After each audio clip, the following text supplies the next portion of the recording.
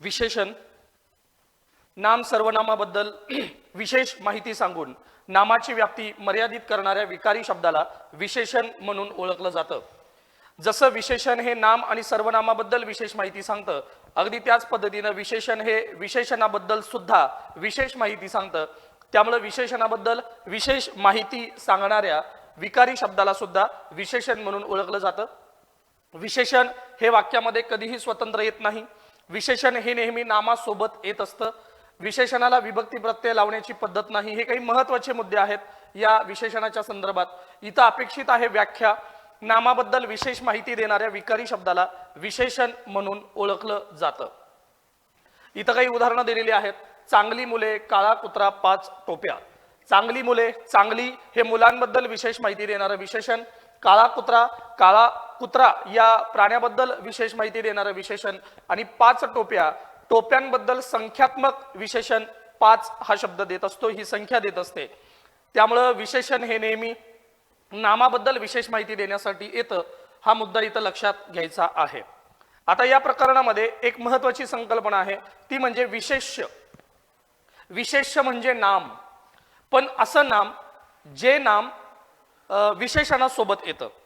म्हणजे जर समजा भारत हा माझा देश आहे असं वाक्य असेल आणि त्या वाक्यामधला भारत हे जर नाम असेल तर आपण त्याला नाम असं संबोधू शकतो, परंतु तो विशेषणाशिवाय आलाय हे लक्षात घ्या। परंतु महान भारत हा आमचा एक ठेवा आहे असं जर वाक्य असेल तर त्या वाक्यामध्ये महान भारत, महान हे विशेषण असेल आणि भारत हे नाम असेल तर त्याला आपण विशेष्य असं संबोधतो। त्यामुळे विशेषण आणि विशेष्य या दोन्ही संकल्पना आपल्याला इथं महत्त्वाच्या वाटतात। आता विशेषणाचे प्रकार कोणकोणते आहेत बघा। विशेषणाचे प्रकार आहेत गुणवाचक विशेषण, संख्यावाचक विशेषण आणि सार्वनामिक विशेषण। असे विशेषणाचे पडणारे 3 महत्त्वाचे प्रकार आहेत। जर एखादं विशेषण नामाबद्दल गुण किंवा अवगुण व्यक्त करत असेल तर त्याला गुणवाचक विशेषण असं म्हटलं जातं। जर नामाबद्दल विशेष माहिती देणारा शब्द संख्येमध्ये नामाबद्दल विशेष माहिती देत असेल तर त्याला संख्यावाचक विशेषण असं म्हणतात। आणि तिसरा मुद्दा आहे सार्वनामिक विशेषण। मूळ सर्वनाम असलेला विकारी शब्द जर वाक्यात विशेषणाचं काम करत असेल तर त्याला सार्वनामिक विशेषण म्हणून ओळखलं जातं। आता या विशेषण प्रकारातला पहिला प्रकार गुणवाचक विशेषण। नामाचा कोणत्याही प्रकारचा गुण किंवा अवगुण यांची माहिती देणाऱ्या विशेषणाला गुणवाचक विशेषण म्हणून ओळखलं जातं। उदाहरणार्थ शुभ्र ससा, ससा हे नाम आहे आणि शुभ्र हे गुण व्यक्त करणारं गुणवाचक विशेषण आहे। त्यानंतर येतं संख्या विशेषण। ज्या विशेषणांच्या योगाने नामाची संख्या दाखवली जाते त्याला संख्यावाचक विशेषण म्हणून ओळखलं जातं। या संख्यावाचक विशेषणाचे सुद्धा प्रकार आहेत। यातला पहिला प्रकार आहे गणनावाचक संख्या विशेषण। गणना म्हणजे मोजणी करणे। नंबर 2 क्रमवाचक संख्या विशेषण, म्हणजे संख्या जर क्रमाचा उल्लेख करत असेल तर। आवृत्तीवाचक संख्या विशेषण, त्यानंतर पृथकत्ववाचक संख्या विशेषण आणि अनिश्चित संख्या विशेषण असे संख्या विशेषणाचे पुन्हा 5 प्रकार पडतात। आता यातला पहिला प्रकार आहे गणनावाचक संख्या विशेषण। ज्या विशेषणाचा उपयोग एखाद्या वस्तूची गणती करण्यासाठी किंवा गणना करण्यासाठी केला जातो त्या विशेषणाला गणनावाचक विशेषण म्हणून ओळखलं जातं। ठीक आहे। या गणनावाचक विशेषणाचे पुन्हा 3 प्रकार पडतात। यातला पहिला प्रकार आहे पूर्णांकयुक्त, दुसरा आहे अपूर्णांकयुक्त आणि तिसरा आहे साकल्ययुक्त।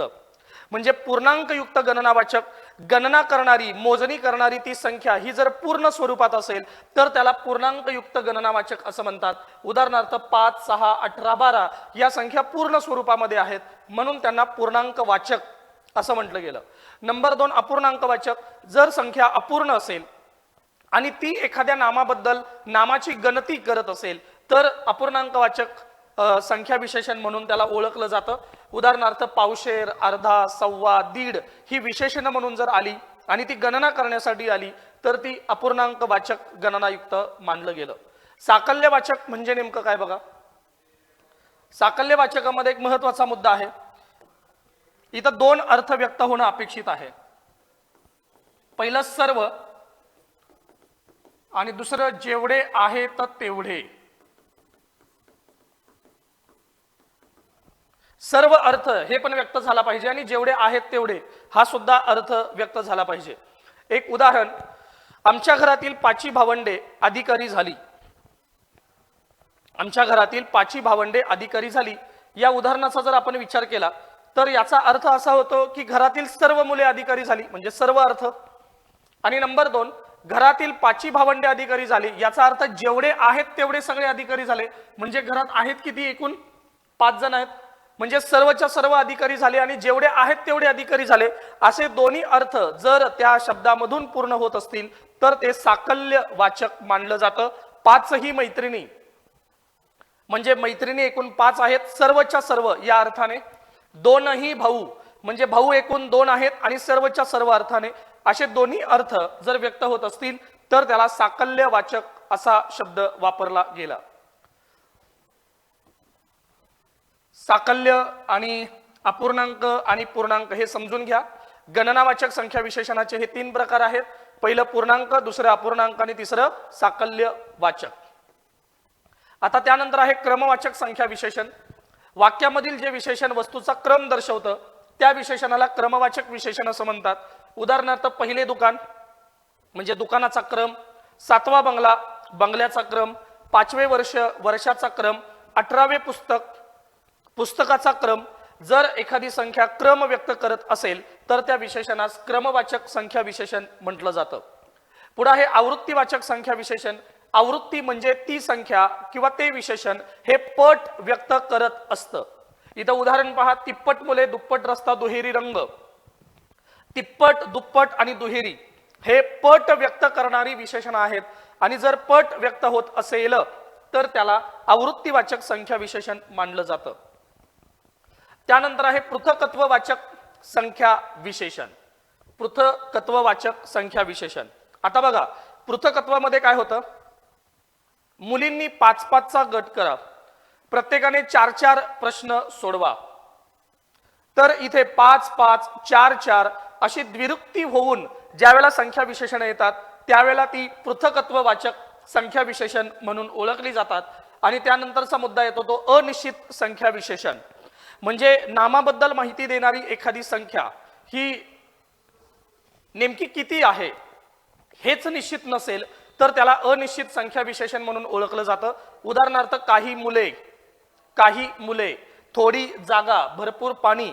इथे काही, थोडी आणि भरपूर हे जे शब्द आहेत किंवा ही जी विशेषण आहेत ही संख्या व्यक्त करतात पण नेमकी कोणती संख्या निश्चित नाही म्हणून त्यांना अनिश्चित संख्या विशेषण असं म्हटलं जातं.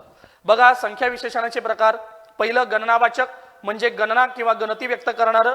नंबर 2 क्रमवाचक म्हणजे क्रम व्यक्त करणारं. नंबर 3 आवृत्तीवाचक म्हणजे पट व्यक्त करणारं. पृथकत्ववाचक म्हणजे गट व्यक्त करणारं. आणि तो गट नेहमी ती संख्या द्विरुक्ती म्हणजे 2 वेळेला येऊन व्यक्त केली जाते. आणि त्यानंतर अनिश्चित संख्या विशेषण म्हणजे नामाबद्दल विशेष माहिती देणारी जी काही संख्या आहे ती संख्याच जर अनिश्चित असेल तर त्याला अनिश्चित संख्या विशेषण असं म्हटलं गेलं. हा दुसरा प्रकार आता पूर्ण झालाय. तिसऱ्या प्रकाराकडे आपण येतोय. तिसरा प्रकार आहे विशेषणाचा सार्वनामिक विशेषण. सर्वनामापासून बनलेल्या विशेषणांना सार्वनामिक विशेषण असं म्हणतात. उदाहरणार्थ हे झाड, ती मुलगी, तो पक्षी म्हणजे मूळ सर्वनामं आहेत पण ती सर्वनामं जेव्हा विशेषण म्हणून काम करत असतात तेव्हा त्यांना सार्वनामिक विशेषण म्हणून ओळखलं जातं. बघा, आता इथं मीचं रूपांतर माझा, माझी या विशेषणात. तू या सर्वनामापासून तुझा, तुझी, आम्ही, आमचा, आमची, आमचे, आमच्या, तुम्ही, तुमचा, तुमची, तुमचे, तुमच्या इत्यादी. आता महत्वाचं आहे ते हे हा, तो, जो यापासून तयार होणारे विशेषण. हा पासून असा, असला, इतका, एवढा, अमका. तो पासून तसा, तसला, तितका, तेवढा, तमका. जो पासून जसा, जसला, जितका, जेवढा. आणि कोण या सर्वनामापासून कोणता आणि केवढा. ठीक आहे. तर विशेषणाचे हे जे प्रकार आहेत ते आपण सर्वांनी व्यवस्थित करायचे आहेत. परीक्षेला हे विशेषण प्रकार अत्यंत महत्त्वाचे आहेत हे लक्षात घेणं गरजेचं आहे. आता या विशेषणाचे आणखी काही प्रकार आहेत ते प्रकार सुद्धा आपल्याला पाहिजेत. यातला पहिला जो प्रकार आहे तो प्रकार आहे नामसाधित विशेषण. त्यानंतरचा जो दुसरा प्रकार आहे तो आहे धातू साधित विशेषण. जो तिसरा प्रकार आहे तो अव्यय साधित विशेषण. आणि त्यानंतरचा जो चौथा प्रकार आहे त्या प्रकाराला समास घटित विशेषण म्हणून ओळखलं जातं. ठीक आहे. बघा, पहिला जो प्रकार आहे तो आहे नामसाधित विशेषण. त्यानंतर आहे धातू साधित विशेषण, त्यानंतर आहे अव्यय साधित विशेषण, त्यानंतर आहे समास घटित विशेषण. ठीक आहे, म्हणजे मूळ नाम असलेला शब्द जेव्हा विशेषणाचं काम करतोय त्यावेळेला त्याला नामापासून तयार झालेलं नामसाधित विशेषण म्हणतात. उदाहरणार्थ माझ्या भावाचे कापड दुकान आहे, कापड हे मूळ नाम आहे पण इथं विशेषणाचं काम करतंय त्यामुळे त्याला नामसाधित विशेषण असं म्हणतात. पुढचं आहे धातू साधित विशेषण. उदाहरणार्थ पिकलेला, रांगणारे, वाहती, हसरी, बोलकी, पेटती हे मूळ धातू आहेत. पीक हा मूळ धातू आहे, बोल, पेट, हस, वाह हे मूळ धातू आहेत आणि अशा मूळ धातूंना मूळ धातूंपासून तयार झालेल्या विशेषणांना धातू साधित विशेषण म्हणून ओळखलं जातं. त्यानंतर आहे अव्यय साधित विशेषण. मूळचे अव्यय नामाबद्दल विशेष माहिती देण्यासाठी आले असतील. उदाहरणार्थ वर, खाली, मागे, पुढे हे शब्द नामाबद्दल विशेष माहिती देण्यासाठी आले असतील. म्हणजे कसं, वरचा मजला, खालची माडी, मागील दार, पुढची गल्ली, तर आपण त्याला अव्यय साधित विशेषण म्हणतो.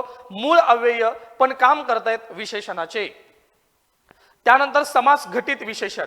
मूळचा सामासिक शब्द वाक्यामध्ये नामाबद्दल विशेष माहिती देण्यासाठी येतोय तर तेव्हा त्याला समास घटित विशेषण असं म्हणतात. उदाहरणार्थ पंचमुखी, नवरात्र, लंबोदर, ग्रंथकार हे सामासिक शब्द आहेत पण हे सामासिक शब्द जर एखाद्या नामाबद्दल विशेष माहिती देत असतील तर त्याला समास घटित विशेषण म्हणून ओळखलं जातं. ठीक आहे, आता विशेषण या प्रकरणामध्ये आणखीन दोन महत्वाच्या संकल्पना आहेत ते सुद्धा समजावून घेऊयात. पहिला आहे आदिविशेषण किंवा विधिविशेषण. आदिविशेषणाला पूर्व विशेषण असं म्हणतात आणि विधिविशेषणाला उत्तर विशेषण असं म्हणतात. म्हणजे जर विशेषण हे नामापूर्वी येत असेल तर त्याला पूर्व विशेषण किंवा आदिविशेषण असं म्हटलं जाईल आणि जर विशेषण हे नामानंतर येत असेल तर मात्र त्याला विधी विशेषण किंवा उत्तर विशेषण असं म्हटलं जाईल. विशेषण हे नामापूर्वी येतं का नामानंतर येतं यावरून विशेषणाचे हे प्रकार पडतात. स्क्रीनवरती त्या संदर्भातले मुद्दे दिलेले आहेत.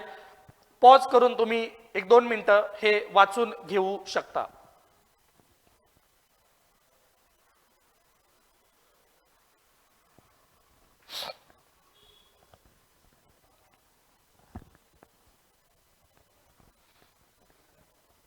विशेषणानंतर आपण पुढच्या प्रकरणाकडे येतोय. यामध्ये उदाहरणं सुद्धा पाहायला मिळतील. पुढचं प्रकरण आहे अर्थात क्रियापद. आपण पायाभूत प्रकरणामध्ये पाहिलं होतं की वाक्याचा अर्थ पूर्ण करणारा क्रियावाचक, स्थितीवाचक किंवा स्थित्यंतरवाचक शब्द म्हणजे क्रियापद. क्रियापद हे 3 मुख्य प्रकारात वर्गीकृत होतं.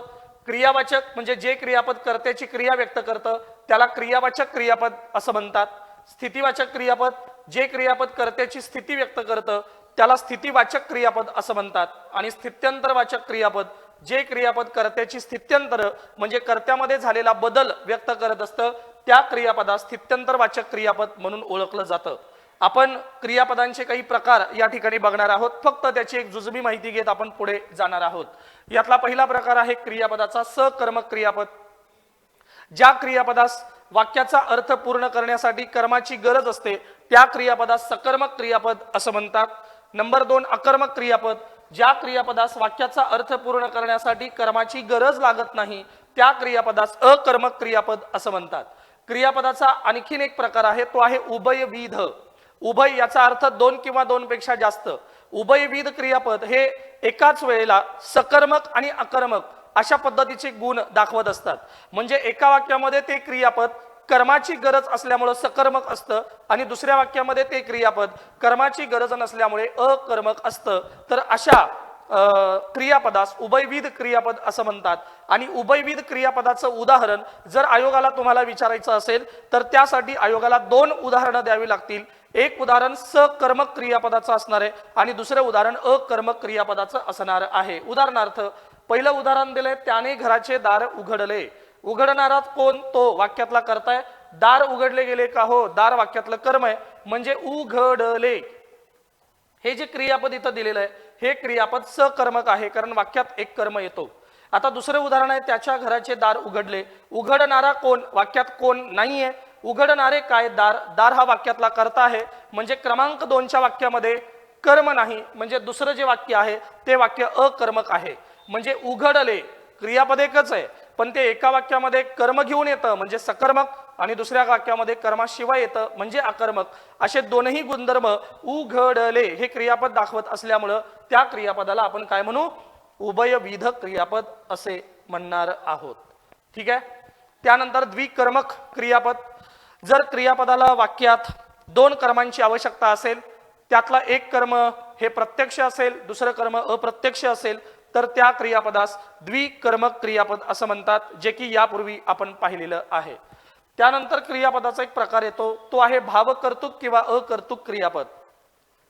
जर वाक्यातील कर्ता आणि त्या कर्त्याचा भाव क्रियापदामध्ये समाविष्ट झालेला असेल तर त्याला भावकर्तृक किंवा अकर्तृक क्रियापद असं म्हणतात. उदाहरण इथं दिलेले आहेत, आज गडगडते, मला मळमळते, काल उजाडले, पुन्हा थांबवले. तर या वाक्यांमध्ये कर्ता नाही, पण त्या कर्त्याचा भाव क्रियापदामध्ये आहे, म्हणून या वाक्यातील क्रियापदांना भावकर्तृक किंवा अकर्तृक क्रियापद असं म्हटलं जाऊ शकतं. पुढे आहे अकरणरूप आणि करणरूप क्रियापद. करणरूप याचा अर्थ होकारार्थी आणि अकरणरूप याचा अर्थ नकारार्थी. करणरूप क्रियापद म्हणजे असं क्रियापद जे वाक्य होकारार्थी आहे आणि अकरणरूप क्रियापद म्हणजे असं क्रियापद जे वाक्य नकारार्थी आहे. पुढे आहे गौण किंवा अनिश्चित किंवा अनियमित क्रियापद. आता ही क्रियापद कोणती, ज्या क्रियापदाचा मूळ धातू आपल्याला निश्चितपणे सांगता येत नाही त्या क्रियापदास गौण किंवा अनिश्चित किंवा अनियमित क्रियापद म्हणून ओळखलं जातं. उदाहरणार्थ, मुलांनी सतत खेळू नये.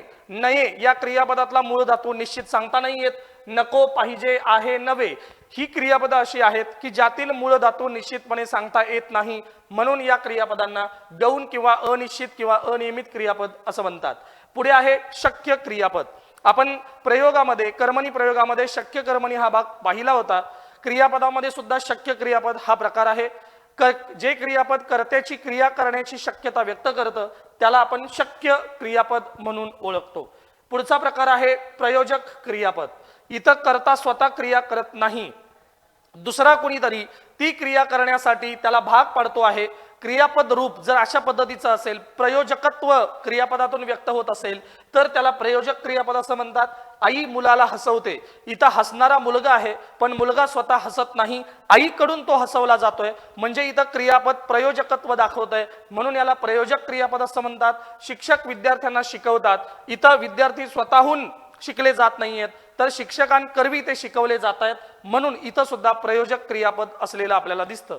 पुढे क्रियापदांचे दोन प्रकार येतात. एक आहे सिद्ध क्रियापद आणि दुसरं आहे साधित क्रियापद. जर मूळ धातूला डायरेक्ट प्रत्यय लागला आणि क्रियापद झालं तर त्याला म्हटलं जातं सिद्ध क्रियापद. उदाहरणार्थ, हस हा मूळ धातू आहे आणि त्याला तो हा प्रत्यय लागला आणि क्रियापद बनलं ह स तो, तर तो असेल सिद्ध क्रियापद. पण आणखीन एक प्रकार आहे साधित क्रियापद. इथं काय होतं, मूळ सिद्ध धातूचं रूपांतर पुन्हा साधित रूपामध्ये होतं, म्हणजे ह स याचं होणार ह स व.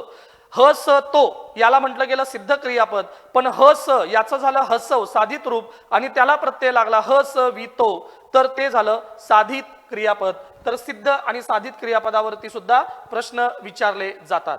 पुढे आहे संयुक्त क्रियापद आणि सहाय्यक क्रियापद.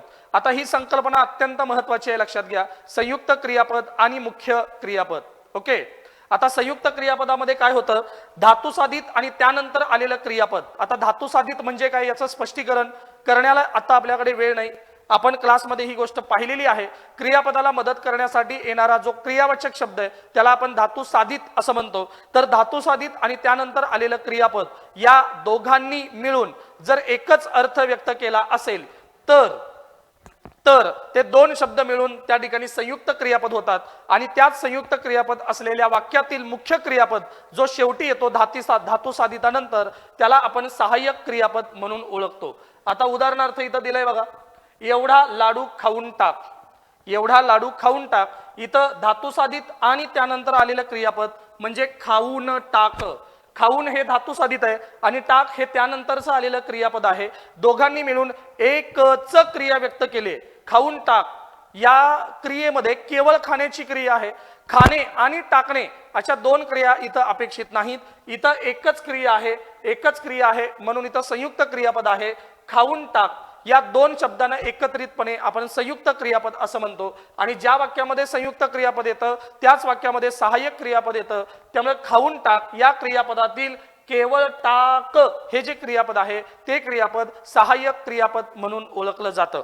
आता यानंतर आणखीन एक क्रियापद आहे ते म्हणजे मुख्य क्रियापद, आणि ती रचना सुद्धा अशीच आहे, धातुसाधित आणि त्यानंतर आलेलं क्रियापद. पण इथं काय आहे, या दोघांनी मिळून एकच क्रिया व्यक्त करणं अपेक्षित नाही. यासाठी आपण हे उदाहरण पाहू शकतो, एवढा लाडू खाऊन जा. एवढा लाडू खाऊन जा.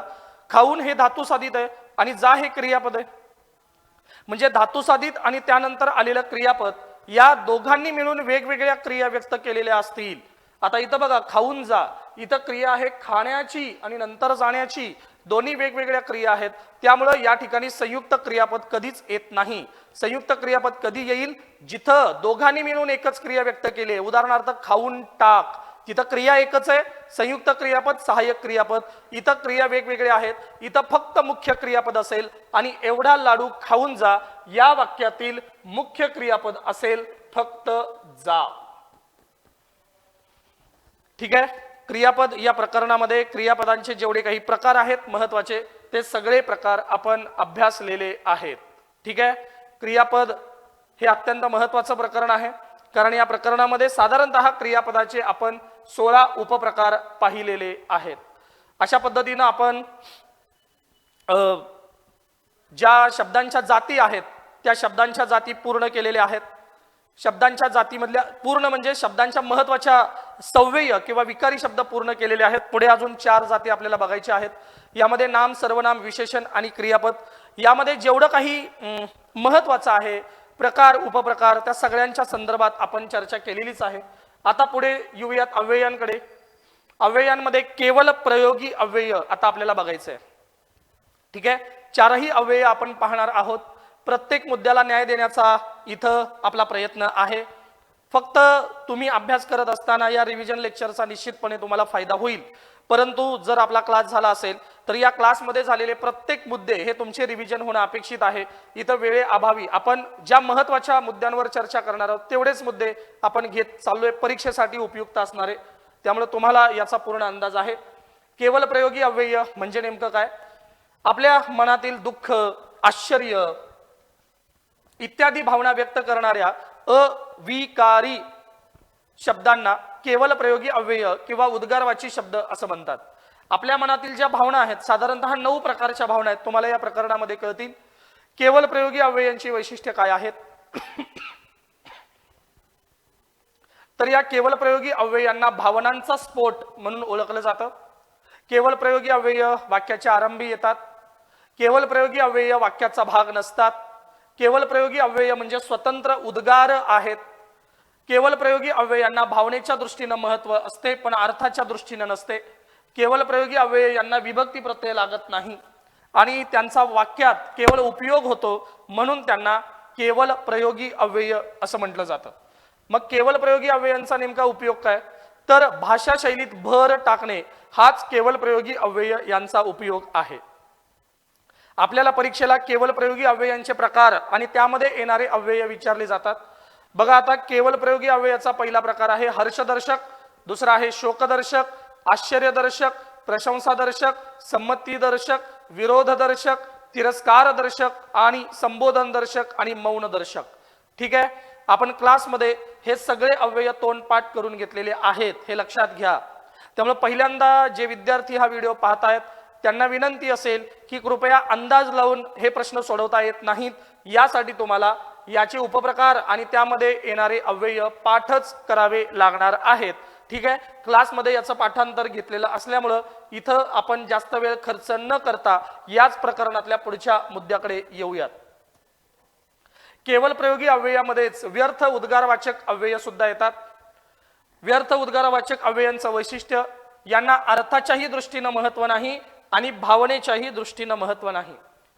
आपण केवळ प्रयोगी अव्ययांमध्ये बघितलं होतं की किमान त्यांना भावनेच्या दृष्टीनं महत्व आहे, अर्थाच्या दृष्टीनं नसलं तरी. परंतु व्यर्थ उद्गारवाचक अव्यय ही अशी असतात, यांना अर्थाच्याही दृष्टीनं महत्व नाही आणि यांना भावनेच्याही दृष्टीनं महत्व नाही. ही अव्यय वाक्यामध्ये मध्ये किंवा शेवटी कुठेही येऊ शकतात. हे व्यर्थ उद्गारवाचक अव्यय यांचं वैशिष्ट्य आहे. ही अव्यय वाक्याच्या अर्थात काहीही भर घालत नाहीत. जर आपल्याला उदाहरणच पाहायची असतील तर इथं दिलेली आहेत. पण मन बेटे स्वस्थ राहीना. आता यामध्ये बेटे हा शब्द व्यर्थ आहे, ना भावनेच्या दृष्टीने याला महत्व आहे, ना अर्थाच्या दृष्टीने याला महत्व आहे. जर हा शब्द वाक्यामधनं काढून टाकला तरी सुद्धा वाक्याच्या अर्थाला कुठेही धक्का लागणार नाही. मी आपला काय बोलणार, आपला व्यर्थ उद्गारवाचक अव्यय, बिनकामाचा शब्द. काल म्हणे मुलांनी गडबड केली, म्हणे व्यर्थ. येणार असेल तर येईना बापडा, बापडा. आता इथं गोल केलेले जेवढे शब्द आहेत ते शब्द व्यर्थ आहेत, ना त्यांना अर्थाच्या दृष्टीनं महत्व आहे, ना त्यांना भावनेच्या दृष्टीनं महत्व आहे. आता पुढचा मुद्दा बघूयात. पाद पुराणार्थ केवळ प्रयोगी अव्यय किंवा पालू पदे. आता कसं होतं, बोलताना बऱ्याच जणांना एकच शब्द वारंवार बोलायची सवय असते आणि बोलण्यामध्ये लकब म्हणून वारंवार ते एकच शब्द वापरत असतात. तुम्ही सुद्धा बऱ्याचदा अगदी तुम्हाला जसं कळतंय तसं इयत्ता 5वी ते 10वी, त्यानंतर कॉलेज, त्यानंतर तुमचं ग्रॅज्युएशन, या कालखंडामध्ये अनेक शिक्षक तुमच्या समोर आले असतील. प्रत्येक शिक्षकांच्या शिकवण्याची पद्धत वेगळी असते. काही शिक्षकांना लकब म्हणून एखादा शब्द वारंवार वापरण्याची सवय असते, तर ती सवय म्हणजे पालुपद. ती सवय म्हणजे काय, पालुपद. बऱ्याचदा तुम्ही आपल्या शिक्षकांची सांस्कृतिक कार्यक्रमांमध्ये भाषणं ऐकलेली असाल, निवेदन ऐकलेली असाल. ते वारंवार म्हणत असतात या ठिकाणी, त्या ठिकाणी वगैरे, असं का. तर हे जे त्यांच्या तोंडातून वारंवार येणारे अर्थशून्य शब्द आहेत, जिथं त्या शब्दाची गरजच नाही, तर त्याला व्याकरणात म्हणतात पालुपदे, त्याला म्हणतात पाद पुराणार्थ. ठीक आहे, तुम्हाला पालुपदांवर प्रश्न येईल, तुम्हाला व्यर्थ उद्गारवाचक अव्ययांवर प्रश्न येईल, तुम्हाला केवळ प्रयोगी अव्ययांचे जे 9 प्रकार आहेत, हर्षदर्शक पासून ते शेवटच्या मौन दर्शकापर्यंत, त्या सगळ्या प्रकारांमध्ये येणारी जी अव्यय आहेत ती अव्यय तुम्हाला व्यवस्थित पाठ करायची आहेत. ठीक आहे, यावरती आलेला प्रश्न हा आपला बोनस असेल. या प्रकरणावरती आलेले प्रश्न अजिबात चुकू द्यायचे नाहीत. आता यानंतर पुढच्या अव्ययाकडे आपण येतोय, क्रिया विशेषण अव्यय. क्रियापदाची विशेष माहिती सांगून क्रियापदाची व्याप्ती मर्यादित करणाऱ्या अविकारी शब्दाला क्रिया विशेषण असं म्हणतात. जसं विशेषण हे नामाबद्दल माहिती देतं, अगदी त्याच पद्धतीनं क्रिया विशेषण अव्यय हे क्रियापदाबद्दल माहिती देत असतं. आता क्रिया विशेषण अव्ययांचे प्रकार पडतात. एक अर्थावरून पडणारे प्रकार, 2 स्वरूपावरून पडणारे प्रकार. अर्थावरून पडणाऱ्या प्रकारांमध्ये पहिला प्रकार आहे कालवाचक क्रिया विशेषण अव्यय. काल म्हणजे काल दर्शवणारा, वेळ दर्शवणारा. यामध्ये कालदर्शक हा पहिला प्रकार आहे, दुसरा आहे सातत्यदर्शक आणि तिसरा आहे आवृत्तीदर्शक. लक्षात घ्या, या अव्ययांमध्ये तुम्हाला पाठांतरच अधिक करावं लागणार आहे. इथं अंदाज लावून उत्तर सोडवता येणार नाहीत. ठीक आहे, तुम्ही जर अंदाज लावून उत्तर सोडवण्याचा प्रयत्न कराल तर तिथं ती उत्तरं चुकण्याची शक्यता ही सगळ्यात जास्त असणार आहे. म्हणून तुम्हाला हे पाठच करावं लागणार. कालदर्शक आधी, आता, सध्या, तूर्त, हल्ली, उद्या, काल, परवा, लगेच, जेव्हा, केव्हा, पूर्वी, मागे, दिवसाचा आणि रात्रीस, हे आपण वर्गामध्ये पाठच करून घेतलंय. फक्त तुम्हाला रिव्हिजन करायचे. सातत्यदर्शक नित्य, नेहमी, सदा, सर्वदा, सतत, दिवसभर, अद्यापी, आजकाल.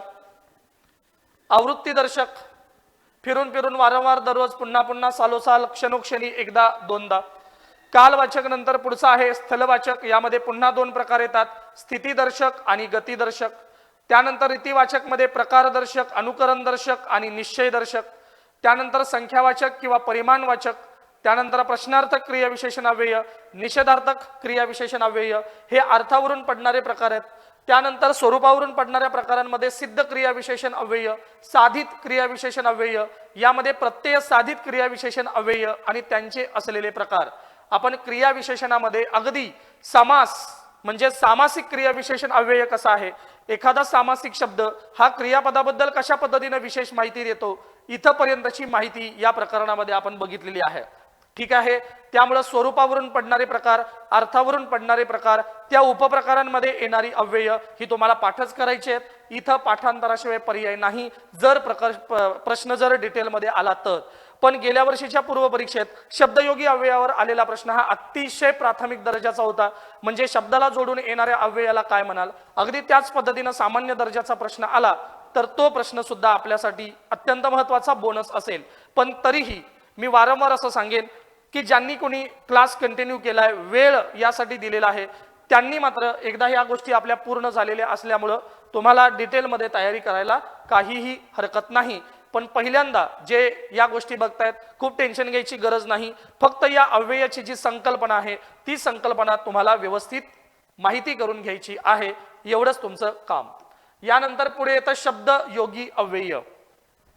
याची जी व्याख्या आहे तीच व्याख्या गेल्या वर्षी परीक्षेला विचारलेली होती की शब्दयोगी अव्यय म्हणजे काय. शब्दाला जोडून येणाऱ्या अविकारी शब्दाला शब्द योगी अव्यय म्हणून ओळखलं जातं. शेतकरी दुपारी झाडाखाली विश्रांती घेत होता. या दिलेल्या वाक्यामध्ये झाडाखाली, खाली हा शब्द झाड या शब्दाला जोडून आलाय, शब्दयोगी अव्यय. आमच्या शाळेसमोर एक फुलबाग आहे, शाळेसमोर शब्दयोगी अव्यय. गुरुजी फळ्याजवळ उभे राहून शिकवत होते, फळ्याजवळ शब्दयोगी अव्यय. शब्दाला जोडून आलेल्याला शब्दयोगी अव्यय असे म्हणतात. आता या शब्दयोगी अव्ययाचे सुद्धा प्रकार आहेत बघा. कालदर्शक पहिला प्रकार कालवाचक, आता आधी पूर्वी पुढे नंतर पर्यंत पावेतो. गतिवाचक आतून खालून मधून पर्यंत पासून. स्थळवाचक आत बाहेर मागे पुढे अलीकडे पलीकडे मध्ये समोर ठाई पाशी नजीक समीप समक्ष. करणवाचक मुळे योगे द्वारा करून कडून करवी हाती. हेतुवाचक साठी कारणे करिता अर्थी प्रित्यर्थ निमित्त स्तव. व्यतिरेकवाचक व्यतिरेक शिवाय खेरीज विना वाचून परता. तुलनावाचक पेक्षा परीस तर तम मध्ये. त्यानंतर योग्यतावाचक योग्य सारखा जोगा समसमान प्रमाणे बरहुकूम.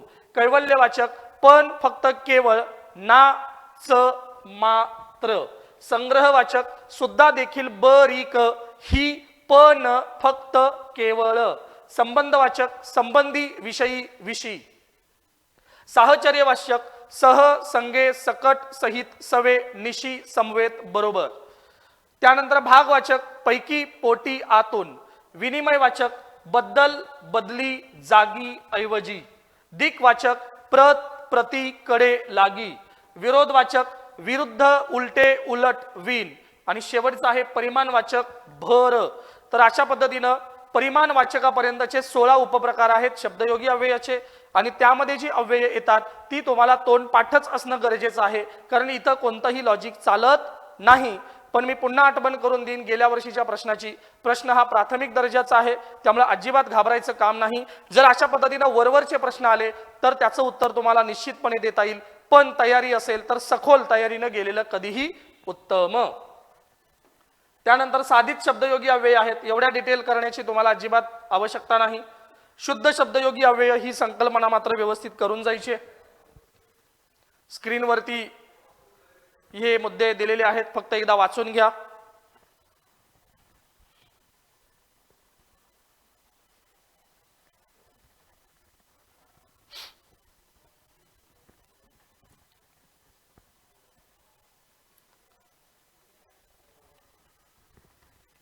केवल प्रयोगी अव्यय, क्रियाविशेषण अव्यय, शब्दयोगी अव्यय, त्यामध्ये असणारे त्यांचे उपप्रकार, हे सर्व आपण क्लासमध्ये अत्यंत सखोलपणे याबद्दल चर्चा केलेली आहे, हे लक्षात घ्या. कुठेही आपण क्लासमध्ये गडबड केलेली नाहीये, ठीक आहे. त्यामुळे तुम्ही त्या पद्धतीचं पाठांतर व्यवस्थित करा. या प्रकरणामध्ये शिकवण्यासारखं किंवा हा मुद्दा असा आहे असं सांगण्यासारखं काही नाही. तुम्हाला जे मुद्दे पाठ करायचे आहेत ते वर्गामध्ये पाठ करून घेतलेले आहेत, त्याचं फक्त तुम्हाला व्यवस्थित रिव्हिजन कंटिन्यू करायची आहे.